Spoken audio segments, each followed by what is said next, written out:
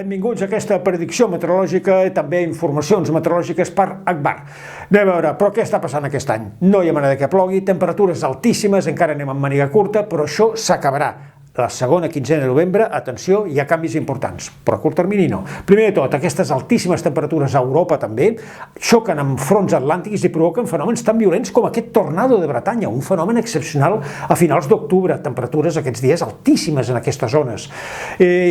Tenim temperatures altes, però no ara, des de principis de gener. Aquest gràfic és de temperatures a 1.500 metres d'alçada, a tot Catalunya en general, i podem veure com en conjunt sempre domina el color vermell, especialment maig i tot l'estiu i fins i tot octubre, temperatures altíssimes. És un any excepcional en aquest sentit i també perquè fa poca pluja. Vegin els embassaments com estan, molt malament, com el d'Oliana es troba en aquest estat. És que està pràcticament sec, ha de ploure i molt, però no tempestes o pluges d'un dia, sinó pluges continuades.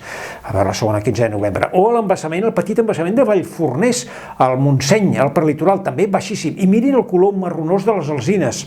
Pateixen estrès hídric, com que no plou. Bé, anem a veure ja les prediccions meteorològiques. A curt termini no hi ha canvis. Continuarem, doncs, amb una situació de temperatures que a poc s'aniran normalitzant, però sense pluges. Vegin les temperatures, encara altes, però cada cop menys, sobretot a partir de dilluns.